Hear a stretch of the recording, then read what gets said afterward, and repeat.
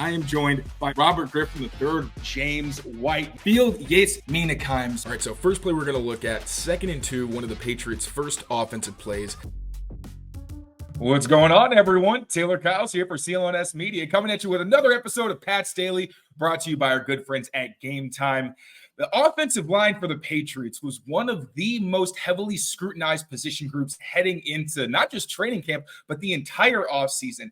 However, now that the pads have come on, the offensive line is starting to impress and actually looks very competitive against a stout Patriots defensive front. Now, when speaking to the offensive linemen, one thing that they keep bringing up, and this is partially my fault because I keep asking about it, is Scott Peters, the offensive line coach's strike system. It's a very interesting way, basically another form of communication to simplify the process of battling defensive linemen and pass protection, and to help not only break down the Patriots offensive line and Scott Peters, but also this strike system. I've got my good buddy Owen Riese with me. He's an assistant offensive line coach and offensive quality control coach and NFL liaison for UW-Platteville football, and an assistant director of college scouting at Optimum Scouting and the Shrine Bowl. Very busy man. Thank you for your time. Owen, welcome to the pod, and thanks for coming, buddy. How you doing? Yeah, man. Thanks for having me. It's been good. We're gearing up. I was telling you before the show, the Badgers are here for 2 weeks for their camp, which is a nice little primer for us heading into ours in a couple weeks. So things are good. It's football time in the fall, so we're ready to go. Hell yeah, brother. Busy season is here. All right. Before we get into Scott Peters and the strike system, I want to know what you think about the Patriots offensive line, because with this Alex Van Pelt offense, you know it's going to be a lot of outside zone, not exclusively, very diverse run game, but it's centered around that outside zone scheme. And the way I kind of came into it was I wasn't sure how the Patriots were going to do with it, because you got guys like Mike Nwenu, like David Andrews. These are really big, burly guys who don't really think of as the kind of athletes you necessarily want moving sideline to sideline, but they've been doing pretty well so far.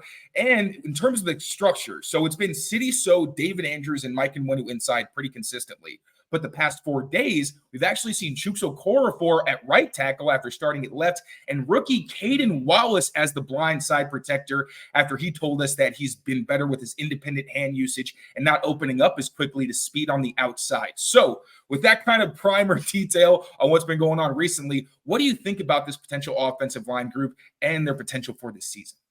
Yeah, I think they are interesting, right? Because even when you get into guys like Antonio Mafi or other guys, I think you tend to think the prior regime, right, was more gap scheme, more heavy-handed, bigger dudes. And to an extent, that's just what they've got, right? And so you're going to continue to work with that. And also, I think the teams that truly like major in wide zone, right, like someone like San Francisco or someone like Arthur Smith or some of these guys, they do have more smaller finesse guys, athletes, right, of the position to truly like, this is what we do all the time. I think it's a bit of a misnomer that you can still be a wide zone team with bigger guys that aren't necessarily these elite athletes. You just have to be willing to do it and work at it, right? Because it's not so much like Mike Nwenu being, I mean, obviously he played tackle, he's done some other stuff, but you're right, he's not like, you're not going to be known as, yeah, he's a really elite mover, right? But is someone like him, like if you're willing to sell out and go, right, like the defense still has to honor it, right? And so while you might not have a group of guys that are tailor-made to be a true wide zone scheme team, you can be good at it enough, and just kind of by, if that's your primary run scheme, although you are very multiple in it, you can be good enough at it to make defenses at least honor it and respect it, right? They may not have to truly sell out or game plan for this play, but that still can be the basis for a lot of the things you do on offense, and you can be good enough functionally within that. I think the inside guys are very solid, right? Obviously, and I mentioned it, I think I saw Mafi at one point, they gotten some center reps during. A lot of center reps recently, yeah. So that's, I mean, obviously David Andrews is not the youngest cat anymore, right? But they're continuing to rotate those guys through, and I think obviously paying on Nwenu was a huge part of, right, them showing like, no, like this is someone we're investing in. City So, another perfect Patriots. How in the hell did they find this guy, right? He's an older guy from Eastern Michigan who probably should have been in a bigger All-Star game, the one I worked for included probably. And that's something that they were able to do their homework and stayed true to that. The tackles, right? And that's like the real conversation. Okorafor obviously coming over from Pittsburgh, a bit of a project, I would say. Not that, I don't mean that in a negative light, but someone who hasn't truly you probably think of as more toolsy or tradesy as opposed to like a true polished product. And maybe on the other side, Caden Wallace, who we were lucky enough to have at the Shrine Bowl this past year, was an awesome to have him there for the week, but had played a ton of right tackle in the Big Ten. And some of us had thought, well, maybe he slides in the guard or whatever the case. But really, if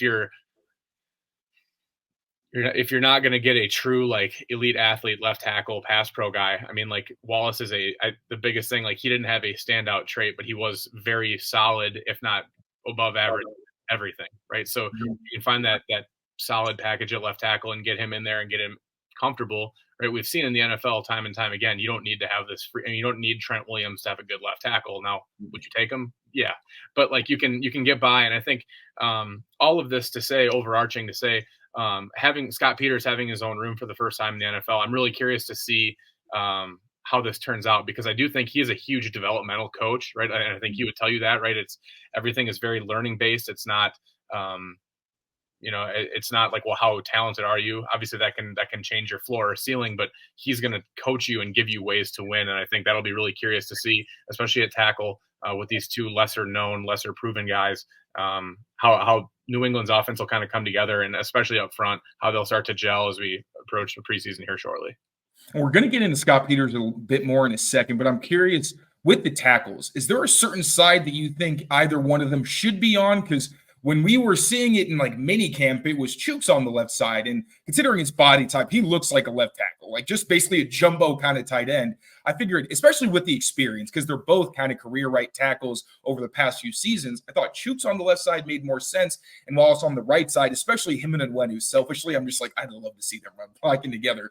But do you think there's a certain side either guy should be on, or with this Scott Peters offense where there's a lot of cross training, it's a little bit up in the air wherever they feel most comfortable? What are your thoughts? Yeah, I mean, obviously they're a lot more familiar and comfortable with the personnel than I am. I think though, I think that the sides thing, especially at this point, is pretty overplayed, right? I think like to a certain extent, obviously, like more times than not, right? Like you're the best athlete, the best, whatever is going to be the left tackle. But like, I think that gets overplayed a bit. I think that just let them get comfortable at a spot, I think would be the bigger thing. I think it is counterproductive to continue to flip them side to side. This isn't a swing tackle conversation where you can just need to be good enough at both, right? If these are going to be your starting guys, eventually once you get them settled in, like let them get figured out. And whether if Caden Wallace is your left tackle, like I said, maybe not how you quite draw it up, right? But if he's going to be there, at least you have to give him an opportunity to truly get settled in there. So if you're going to make that change, do it right away and get him as many reps as possible so he can be good to go. And here in a couple of weeks, and I think it'll be cool too, as we've seen in the NFL the past couple of years, right? This like huge exodus of like regular players playing in the preseason. Yeah, it's going to be huge for guys like that, right? Like David Andrews might not play a ton in the preseason, but like I bet you that left guard, left tackle, and right tackle will play a lot, right? And so that's a huge deal of as far as allowing those guys to get more comfortable in meaningful game reps against guys that aren't your teammates, to kind of get your feet wet a little bit. So I think those will be huge. And you mentioned with Scott Peters the developmental traits that he brings and being able to really build guys up that way. Let's get a little deeper into that. What are your thoughts on Scott Peters as this first-time offensive line coach leading his own room? And on top of the developmental stuff, what does he bring that you think he can really help maximize this offensive line? It's kind of been all over the place the past couple seasons because of the inconsistency with the coaching situation. Yeah, so I guess realistically, like my familiarity with Scott Peters started in 2019. I was a graduate assistant at UW-Whitewater, and a huge tenet of what we did there. And like I had the opportunity to coach Quinn Miners, which I'm extremely grateful for. But we use a tip of the spear strike technique, which is Scott Peters' kind of baby, and he's brought that. And if you've ever met or like physically like shook hands with Scott Peters, right? Like this is a dude who was a very good offensive lineman at Arizona State back in the 90s, and like the dude is 50 probably, and he's shredded. Like had a mixed martial arts career actually after football, and you can tell like the dude is still in shape and is like physically capable. And so all of that is based off of I say that to say it right, like the martial arts stuff is kind of the basis of his strike system. And there's a lot of good stuff out there on the internet. You can find some materials and stuff, but I think like the biggest thing is coaching it, like especially at our level, the Division III level. I think it's very very translatable and very, very easily adaptable to different body types or different types of guys, right? Because And one of the big things we'll get into, and some of this has to do with the fighting stuff, right? But with the striking, everything is very emphasized on striking with your palm here, like the inside of your palm, and Tip of the spear, right? And really tight, strongest part of your body, right, or your hand here, and then also being really skeletally aligned. Let me see if I can do a better job here, right? So being like skeletally aligned, right? So we talk about all the time, even with our guys, right? Like being, right, like if you go, like a lot of guys, right, if you have inside thumbs, right, a lot of that, like what do you have to do to accomplish that, right? Like even if you keep your elbows tight and you try to do this, it's awkward, right? So generally, like, right, like I'm going to push somebody, what are you going to do? Your thumbs are inside, so what do you do? Your elbows are out, right? They flare. This is really easily compressible. Right. But if you're here, you tighten, you turn, you tighten this hand, tighten this elbow, right? All of a sudden, like even if you do give up ground here, you have your body and your frame to hold that off of. Right. And so I think it does a good job of like maximizing your skeletal and like functional human being strength, as opposed to like, well, I need to bench press 600 pounds to be able to do this technique. Well, no, you can just use your body and your frame to use a lot of that. And so I say that to say, like, it is very developmentally based, at least in my brain. It's been effective and fairly easy for us to teach. And again, we'll get to in a second here with the system, but it gives the guys a lot of tools and a lot of, it's not just like, well, you have to use this technique or you won't win, right? Like it gives you a lot of different options and stuff. And so that's my familiar with Scott Peters. The first year I scouted for the Shrine Bowl would have been the 22 NFL draft.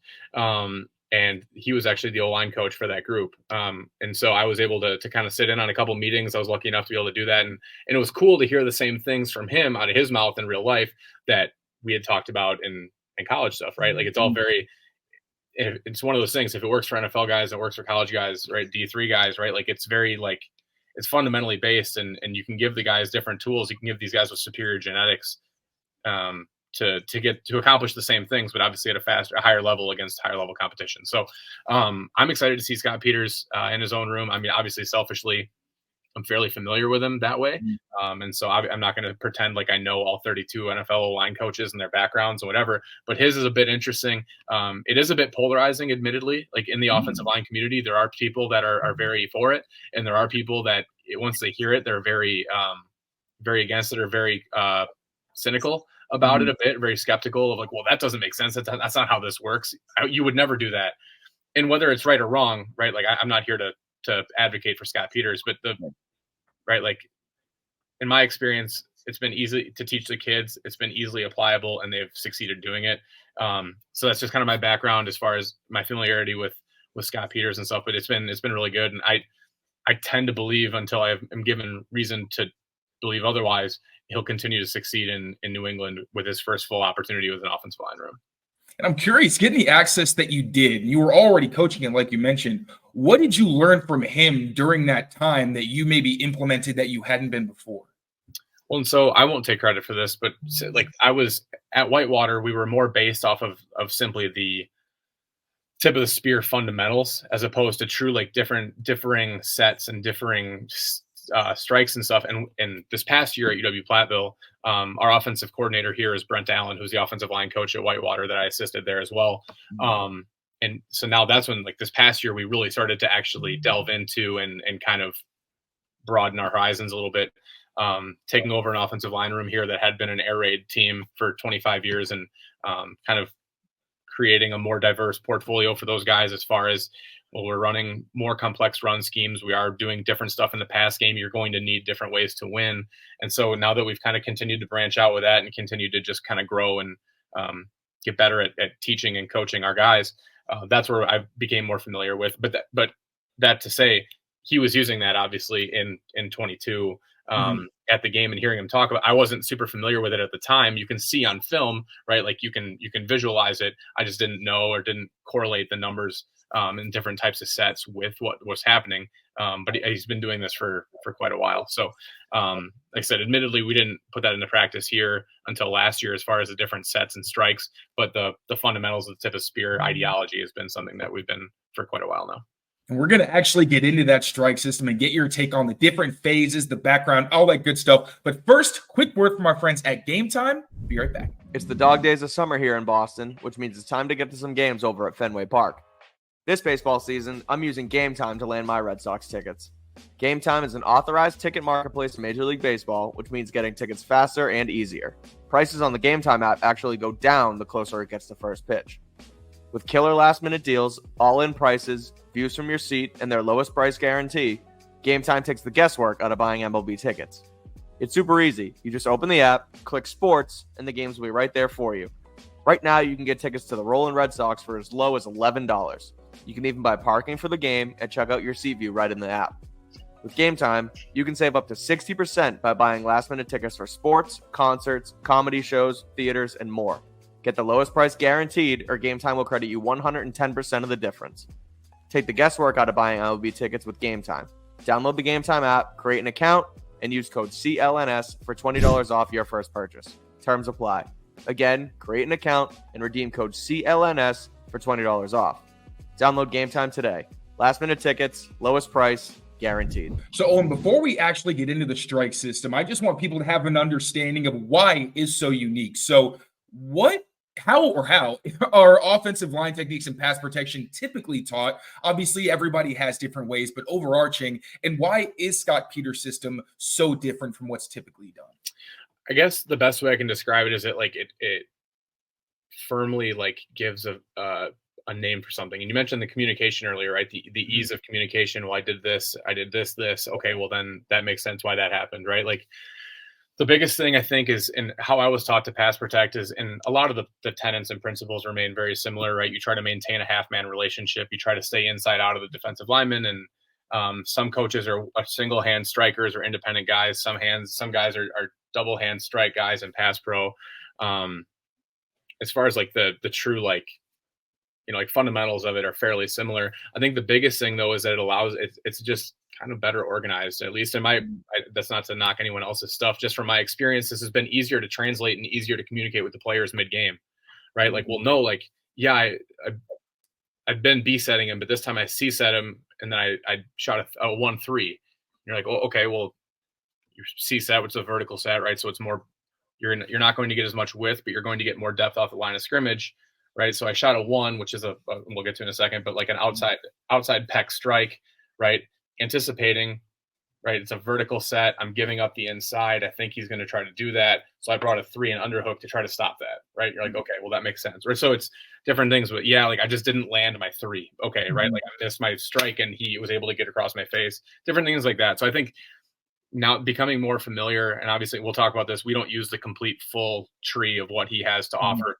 But just simply being able to, and more familiar with that, you're able to communicate quicker and more effectively with your guys. And the bigger thing too, especially at our level, and the NFL is a way different animal than what we deal with here, right? But we just try to teach pass protection as a concept, as a big picture, and let the guys kind of choose how they want to do it, right? At the Division III level, we have a right tackle on our team who is, our starter is 6 foot and 260 pounds, right? That's different than the third string right tackle who is 6'7" and 310 pounds, right? Oh, wow. So it's very, very differing things. And so the smaller guy was a triple option guy in high school and the bigger guy was not, right? So they have different temperaments, different play styles, different whatever. And so you can't just say, well, you're all going to pass at the same, right? Why? That guy's 7 inches taller than me and weighs 50 pounds more. Why would I do the same exact thing, right? And so what this kind of allows you to do is be, right, the smaller guys can probably going to be more of, right, I'm willing to play in space, right? The bigger cat is at the Division III level, probably isn't going to run a 4.9, right? So we're probably going to jump set a lot, because if I can just get on you and make you adjust, right, that'll screw up your timing as a defensive lineman. It'll help you succeed, right? You won't, you can buy yourself more time as opposed to trying to, there's different philosophies, different strategies. And so with this system, I think the most effective thing is it gives guys, a palette of options, and they can choose from that. And then just understanding, because you chose this, you are strong here, but you are weak here, and you can play to that. And kind of, once you understand that overarching picture, you can play faster and obviously more confident. All right, now I'm excited to actually get into this. We got the intro. Now let's actually break down this strike system. So this is what I found from a YouTube video. You can find it super easily. Just look up Scott Peters strike system. It'll be right there. So before we get into what each individual category entails and all the different techniques, can you break down what sets mean, what do strikes mean, and what the counters mean, and how they actually work together in pass protection? Yeah, so a set is basically your method of getting out of your stance and how you're going to go about getting to right, like a certain landmark or a certain spot. We kind of teach this, right, like where is your, based off of the defender's alignment, where is your anticipated moment of collision, right, or where is your where are you trying to cut them off from getting to, right? Because like as a tackle against an end, for instance, right, like if there's a certain spot where, and you'll see it every Sunday, right, speed rusher can beat you to this spot, you're going to either have to use very poor technique, or you're going to hold, or you're going to give up a sack, right, or all three probably, right, like it's, and so we try to determine based off a defender's alignment and based off of the player who's doing it, right, like so a set is your different methods to get to a different spot, any given spot you think is going to be where you think the moment of confrontation is going to happen, right? Mm-hmm.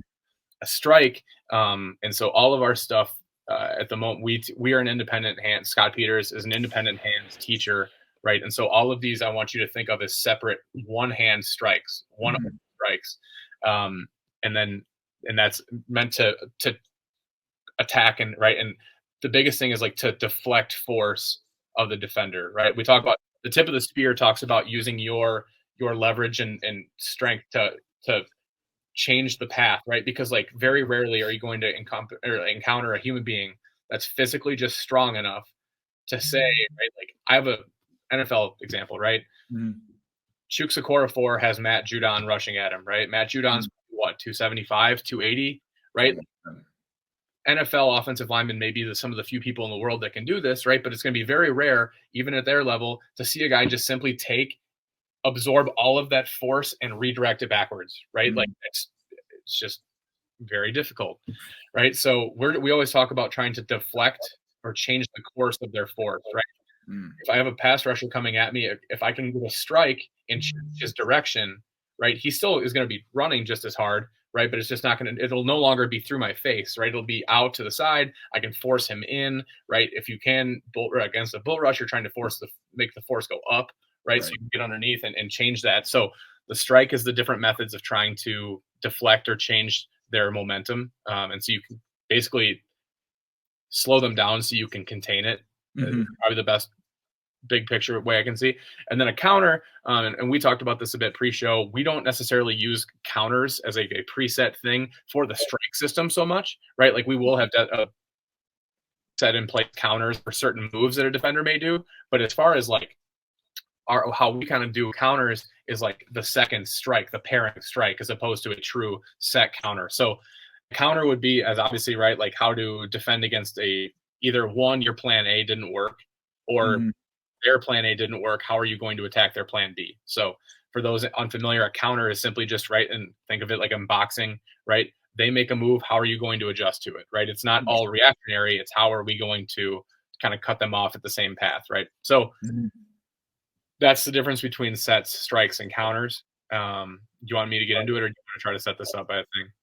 Yeah, no, absolutely. Because I'll say for one thing, I asked City So about this because Caden Wallace brought it up, and that's kind of what got me down this whole rabbit hole. Yep. And he was talking about how with strikes, he was like, yeah, there was the first day of pads. So he mentioned, they didn't look great without the pads on, which, it's trench play. It's kind of ridiculous to judge anyway. But he said, yeah, I actually hit a guy. I got my punch in, and the rep was over, and I was actually kind of surprised. So sometimes you don't even need the counters because that physicality, like you mentioned, you want to redirect if you can. But if you're a powerful guy like a City So, like a Mike Nwenu, sometimes all it takes is that initial contact, and then a guy just has no more momentum and he's kind of stuck. But then with the counters, I went on to say, okay, does each guy have a certain kind of counter they like to use, or really are you just taught as many things as possible so you have more tools? He's like, yeah, more tools so that whatever happens in the midst of that battle, and when you kind of mentioned this as well, you have something. They kept mentioning tools in your toolbox so you can adjust. So yeah, just from a Patriots perspective, they pretty much just echoed everything that you said. So sounds like they're learning the system pretty well. So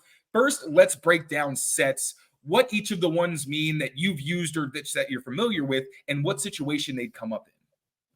Yeah, so we typically use, and I'm familiar with some of the other terms, but as far as us here, we use the 3 A, B, and C sets, right? So an A set is a quick, it's a more of a lateral set. It's more, think of it as not quite a true, like in my brain, like a jump set is like a run block essentially. And then you kind of settle in. Think of an A set as like if you're an offensive tackle, because typically tackles are the ones that are going to ace that for the most part. If you're an offensive tackle and you've got a wide 9, right, you are going to, as opposed to maybe necessarily, like, and I'll continue to use Matt Judon just due to familiarity, right? So power rusher, right? So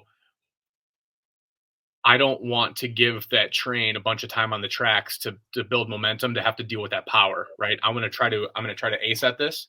And if he's in a little bit of a wider technique, I'm going to ace at it and probably throw like a 1, right? Which we'll get to in a second, but an outside strike, right? And so you're trying to essentially, the differing types of sets are dealing with different alignments, but also trying to different attempts to disrupt a defensive pass rusher's timing is the biggest thing, right? They're looking for different cues with hands, right, or different landmarks, and trying to use your hands against you to swat away or whatever. And so the different sets can kind of disrupt their timing. And again, like, everyone's got their plan until the ball gets snapped, and, well, I'm just going to run around the outside. Well, he beat me to the outside. Well, now what, right? Like, and so there's a lot of those things to where an A set is simply I'd say like a lateral 2 steps set. You're trying to, against a wider alignment for the most part, you're going to do that, right? And you're going to get out, and it's going to be a quick, think of it like a jump set, but just a bit more lateral as opposed to true forward. A B set, or let me stay back. An A set, you're strong, right? An A set, you're going to be strong from the disruption standpoint, right? They have to adjust. I'm sure they're not assuming they're going to get jump set, right? So they have to kind of be able to be an athlete and adjust and figure out and transition into a pass rush from what may to them at first look like a run block, right? Right. You're weak inside, right? Because, and especially if they're already got it in their head, right? If they're running a stunt or some type of deal where he's like, well, I'm going inside, right? You moving laterally at them is just creating a bigger bubble inside of you, right? So what we'll always try to kind of say, right, like, if you're gonna have an A, you might want to bring a backside 4 or a clamp, right? And so that way you can at least some type of attempt to mitigate their lateral movement back across your face. Right. Maybe a holding call may or may not work, right? But that's the thought process behind the 4, right? Or to bring it behind. You're A setting, you're weak inside. How can I protect myself against that? And it may not win you, but it may prevent you, and it may get you a holding penalty, but it may prevent a defensive end from sprinting at your quarterback and knocking him out of the game. That's the most important part. Even if you lose and you get the flag, as long as your quarterback's alive. Right. A B set is very traditional set, right? You see this every week. You see your offensive tackles in their 2-point stance all the time, right? A B set's just a true 45-degree diagonal set, right? It's you're gaining width and depth off of the line of scrimmage.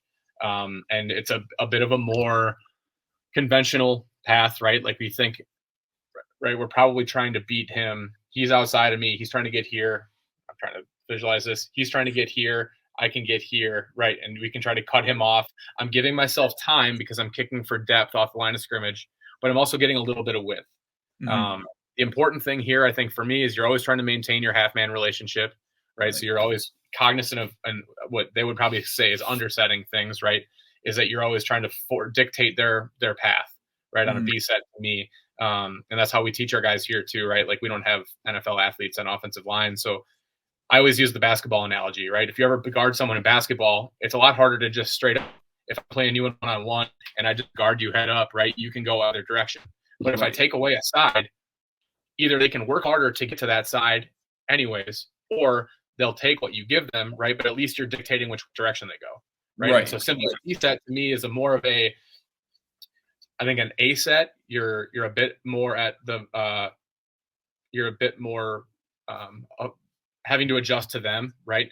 As a B set to me, you're kind of saying like, no, like, this is how I'm setting. I'm going to stay inside of you. You can run through my face if you want, or I'm going to make you run outside, right? And so in my head, that's a B set, and that's more of a traditional textbook pass set. With a B set, we'll do it'll be a 1 and a 3, right? So, right, a 1 again is an outside pillar, right? So that outside of the man's, probably that breastplate on their shoulder pads, right? And then we'll throw a 3 underneath if they want to try to come back inside, some type of power, right? An under for us, right? It's an undercut, right? You're trying to think of that, right? Like, you strike with that outside hand and you bring this here. So you're deflecting the force out and then up, right? And so a 3, if you can land it, that usually is a rep killer, because you really end up standing the defensive lineman up, or at the very least, you're taking a strong inside hand it's tougher for them to get inside. Okay. So before we get to the C, I'm curious, like for the Patriots offensive line, who do you think would benefit the most from an A, and who do you think would benefit most from a B? Or is it purely situational or more skill set wise as well? A little bit of both. I hate to hedge on the question, right? But I think that's the importance, and that's the beauty of the system, is you do give options to different players at different skill sets. I would say probably I would say Chooks is more of an angle guy, a B set guy, right? More of probably a better athlete, right? So a bit more options. Caden Wallace, I don't want to say that a starting tackle is going to be a jump setter, right? Because that is a bit of I think at least like a bit of a limiting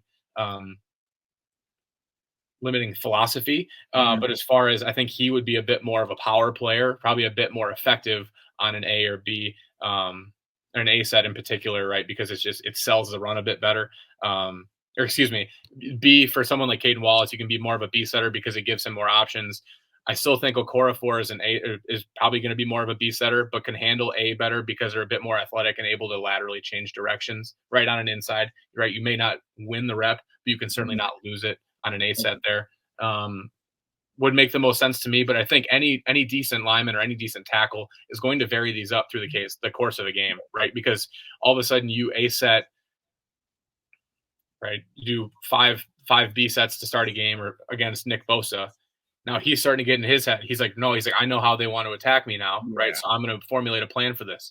Then you throw an A set at him, and all of a sudden now he has to jump to plan B half a step into his rep, right? And you can disrupt the timing to where even if, again, he still may win the rep, right? But as far as you're disrupting his timing, you're not allowing him to just simply tee off and be a better athlete moving forward than a lesser athlete moving backwards, right? So we try to talk about that a lot and trying to, any decent lineman, right? Like, I don't know why you would limit yourself to one, no matter how good you are at it, right? Because you can simply force your opponent to be more cerebral, which is typically going to slow them down and reactionary as opposed to dictating what you do because of they're good at one thing. And that is something the players mentioned, is that because of the system, it helps them with defenders start to get a beat on what they're trying to do, helps them keep them a little bit off balance and be less predictable. So that was super helpful. Now, I'm sorry I didn't cut you off, but now let's get to the C. Yeah, so a C set is more what we would call it a vertical set, and I think it's probably what he would call it as well, right? And it's a more that 60 degree. It's not purely backwards, but for lack of a better term, right? It's A set is sideways, B set's diagonal, C set is mostly backwards, right? Yeah. There's a couple different reasons you use C sets. One, for an extremely wide technique, right? You're trying to gain straight depth. You're willing to sacrifice some width for the sake of getting back. And then two, the other reason that we use C sets quite a bit here is they're really effective. I'm really going to date myself here, but I remember watching Jared Goff at Cal, and you'd see, like, why are their offensive linemen all just dropping straight back like 4 yards? And it's because in those air raid schemes, it was really based off of, like, they're trying to allow stunts to declare in front of them, right? So you're not creating different levels. That's where stunts become effective. And so if you guys can move back in unison, right, you create more time and space for the defensive lineman to have to decide where they're going and declare, so you can react to it, right? And so a C set for us is, again, not great against a power rusher per se, right? Because you're going to give them more time to kind of build up momentum. But a C set for us, like if you have a really wide technique and it's more of a finesse guy, you're going to gain that ground off the line of scrimmage, and you're going to remain patient and then you can react and allow them to kind of do all their dancing and finesse move type stuff, and then react to whatever it is, as opposed to being a bit more, to me, like on our heels as trying to go against power while going backwards. So that's C sets for us. Again, a couple different uses, right? You can use them to kind of let things clear out, right? If you're playing a team that's a big movement or stunting team, right? You can use more vertical sets to just create space as opposed to getting picked on the line of scrimmage and having that happen really quickly. But for us, again, or if you're going against a speed rusher, right, you're going to want to create more space. And that's where I think probably someone like Okorafor, right, is probably a bit better spot to be a C setter, right? Because also he's more athletic, he can move a bit better. As long as I wouldn't recommend it against someone like Judon or a bigger, stronger rusher, right? But if you're going against Jermaine Johnson, or if you're going against, right, like the Huff kid from the Jets the last couple of years, right, those speed rusher guys, right, like you're going to want to create space so you can react, as opposed to having to have it out on the line of scrimmage and you either win or lose the second the snap happens.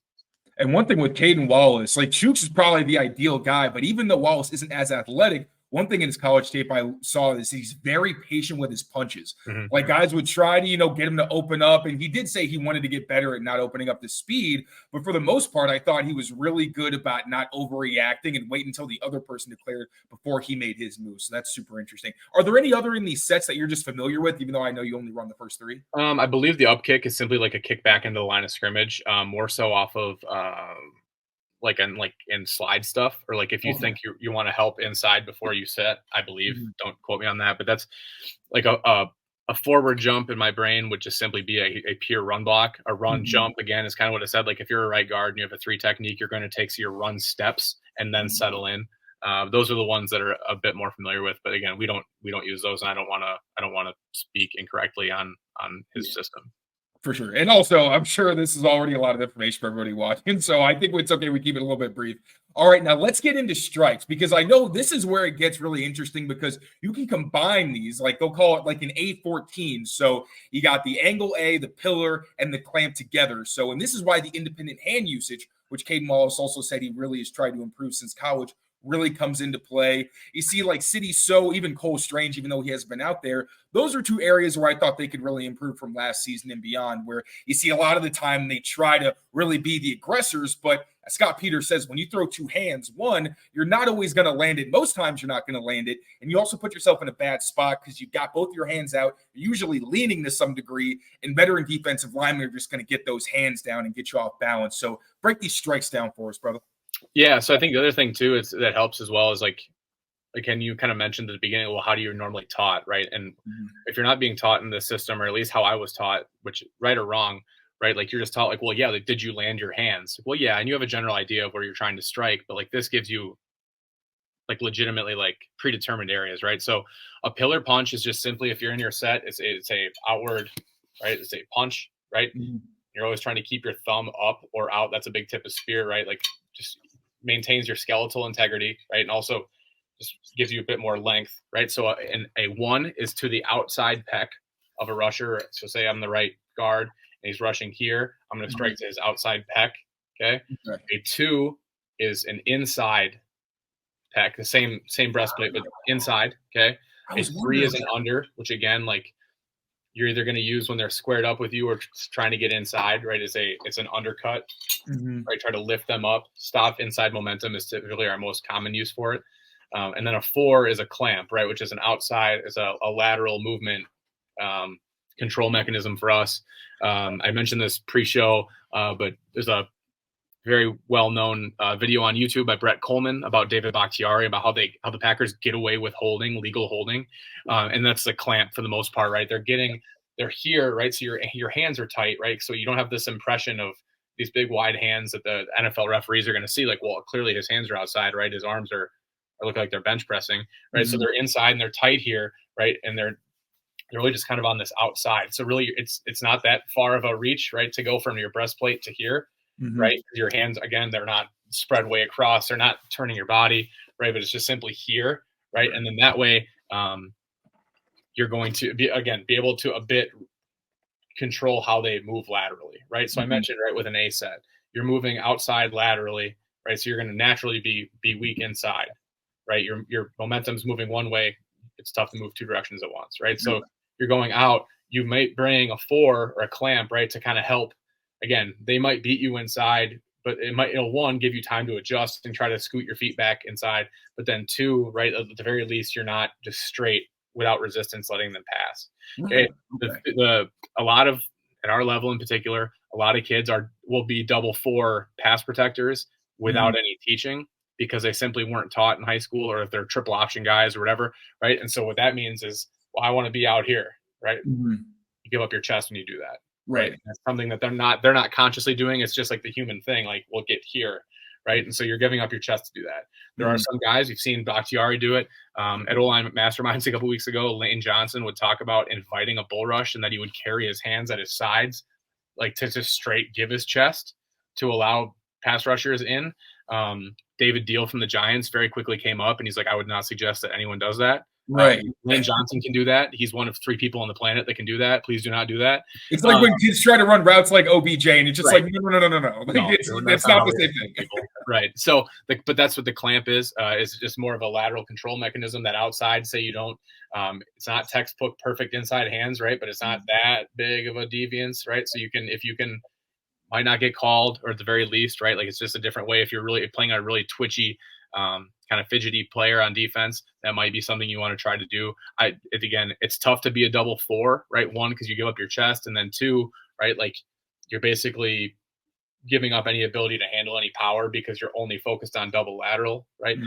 So really, we try to pair a clamp with something, right? Again, it might be an under, right? It might be an outside clamp and an under, right? And that might be a way to try to mitigate or slowly bring along a kid who, let's work one hand at a time, right? Because his pass pro's all over the place, but he's really talented. We need him to play, right? That you can fix one thing at a time instead of having to fix a whole menagerie at once. So that's the clamp. That's how we teach it. We do not teach a 5 as a snatch, but what a snatch is, and you'll get this against bull rushers a lot of times, it'll be some type of move where you're going to try to smack the hands down, right? So defensive linemen are taught to play with their hands in front, and they're trying to get out here, get extension, right? So as an offensive player, right, you're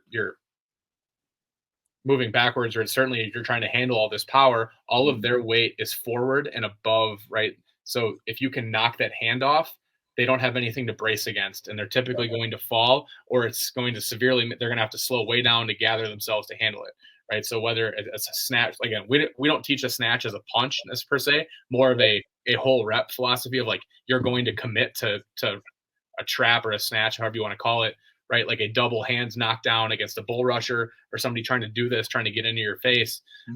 But that's what that is. And so that's when, if you see, right, he may teach a defensive lineman who's really trying to get like heavy inside guy, right? You might throw a punch and a snatch, right? Okay. And that might throw off. They might try to land in here, and it lands, and then they lose that, and they probably end up with a pancake at the NFL level, right? But that's what they're looking at there. So a snatch is a downward movement to knock off a hand.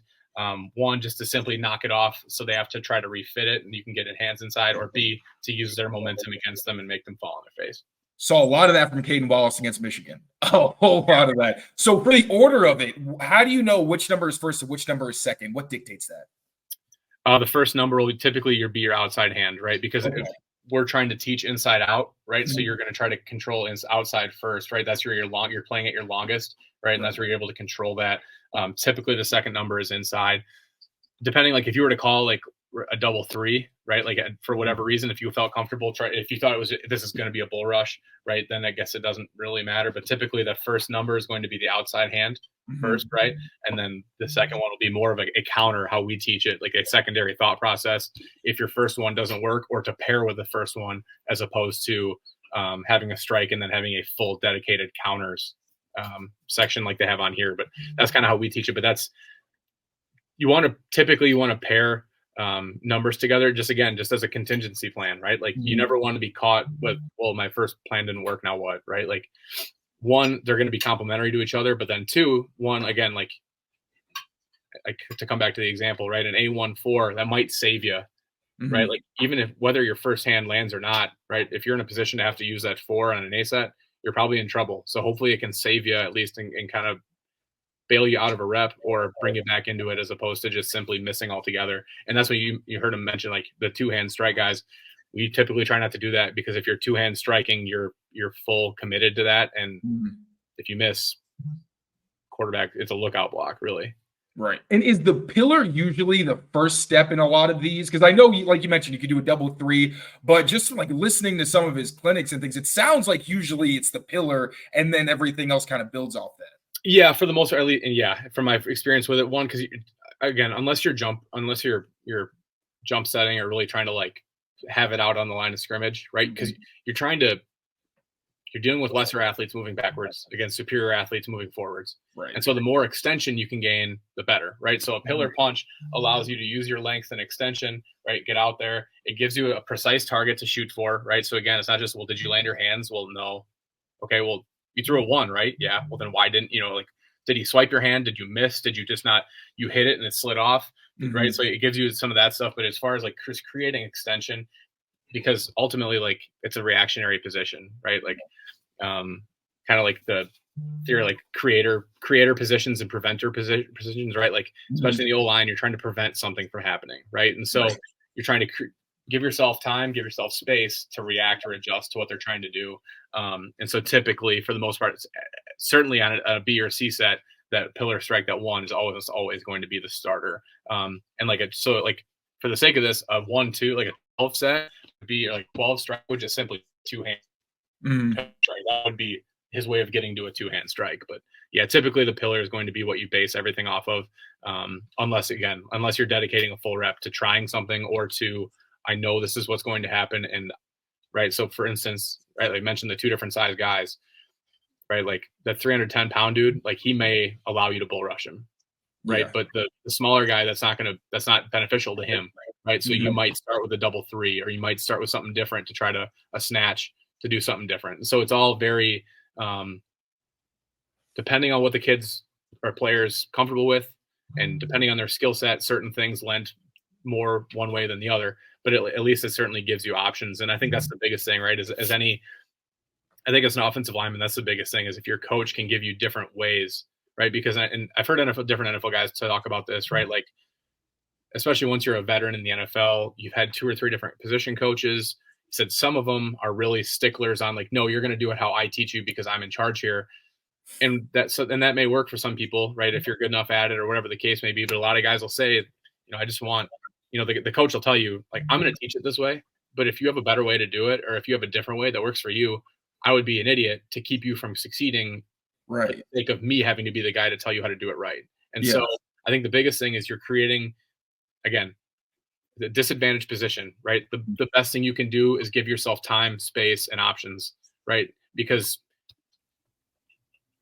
it gives you more ways to compete in my brain, right? Like if I were to roll the ball out there against LeBron James, right, just go play basketball, I'm never going to win, right? But if at least you can give yourself like, okay, like, well, I'm going to play way off of him, and he's not allowed to shoot 3-pointers, and right, like if you can give yourself different conditions to help yourself compete, right? And you're at a disadvantageous position. And I think this system and Scott Peters' teaching as a whole can get more out of less, right? Clearly, like, would you prefer to have Trent Williams and Lane Johnson at tackle as a coach? Sure. But in my brain, Scott Peters might be the guy to get the most out of Okorafor and Caden Wallace, especially as the younger players, right? Because you can give them more options.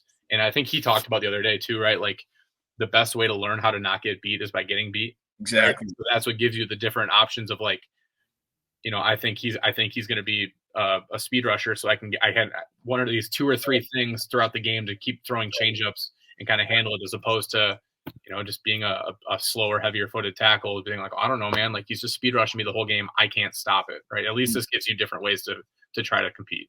That's so cool. And then from a Patriots perspective, if you're going up against like Christian Barmore, a guy who's got all the physical tools, but on top of that, can chain moves together subconsciously. Like you just see how quickly, like, all right, you shoot this, he's going to come up with this. If you try to counter, which we're going to get into, he's got something for that. So again, having all these tools, if a guy hits you with 2 or 3 moves in one rep, but you don't have all these different ways of countering and switching it up, it's going to be easy for Barmore to beat you. Like Osiris Torrance, the poor guy was just, in both of the games against the Bills, he was pretty much in no man's land against a guy like Barmore. But with this system, you at least have things that you could throw at him to try to help yourself survive the reps. So finally, let's get into these counters, because I feel like, especially with what the players mentioned, this is really where things get interesting, because you can have your plan for your set, you can have your plan with your strikes, but you have no idea most of the time what the other person's going to come up with. So let us know what these counters mean, as far as, obviously there's a ton of them there, and how they help offensive linemen from rep to rep. Yeah, I mean, and I mentioned, certainly I'm not as familiar with all of these, right? But it's certainly like an under, right? The first counter there, it's the same as a 3 strike, right? Okay. So you're thinking an under is for the most part going to be used to stop, right, a power rush, either head up or inside of you, right? You're going to try we would talk about, right, to try to jack up his spine angle, right? Make his spine go from here up, right? You're much less powerful here than you are here. A trap is a snatch, right? Similar thing, at least in my brain, what offensive line play, right? Your trap is you're trying to knock them down, right? Use their forward momentum against them to fall on their face if they're going to sell out for full power, right? And they don't have their feet underneath them, right? It's kind of the same way as pulling a rug out from somebody. And then a vice for me, in my brain is a clamp, right? You're trying to vice them in. So as far as that may be, it can be on an inside move. It can be, again, like I said, like trying to navigate that lateral thing, right? All of a sudden you just vice them in. But that's, I can't speak as intelligently or as articulately about the counters. It's not something that we use, so I'm not overly familiar with it. Again, some of them are fairly offensive line community similar, but I certainly don't want to misinform or misinterpret something and expound on it too much. So, but that's, to my knowledge, again, the under and the trap or snap type of stuff, that's fairly like universal as far as, again, like a snatch, you're trying to use someone selling out for power. And then the under, again, is more of a way to mitigate an inside power move or a bull rush in general. I would also say too, a hop counter, I would assume, is how we teach it is when, right, like the defensive lineman's bull rushing you and they got their hands in, you will hop backwards, which is, it seems completely foreign, but you'll give up ground for the sake of reestablishing that power triangle in your legs. Yeah. Like, so you always talk about your feet should be outside of your knees, outside of your hips, right? Because a triangle is the strongest shape, right? So that hop allows you to buy time, and then finally to put all that, you drop your center of gravity, have your feet in the ground, and then change that center of gravity and push them up theoretically or hopefully is. So that would be my last one. I would be able to, I would assume a hop is a hop counter off of a bull rush. But and speaking of that hop, like when I was scouting for Syracuse, one thing when they're looking for tackles or linemen in general, but especially tackles, you like a guy who has a flexible back. Like you want it to be able to arch, because if you got a guy who's got a flat back, and like you mentioned, you try the hop, it's a lot harder when you're not flexible, because basically you're just going to get stood up and then there's not a whole lot you can do. But if it's a flexible guy who can have that arch in his back and, like you mentioned, continue to still be back and be balanced, then you can at least survive and hold on long enough to give your quarterback time versus, yep, I'm up. There's no way I'm getting out of this. Now, I got to get you out of here because we already went way over time. I appreciate you being this long.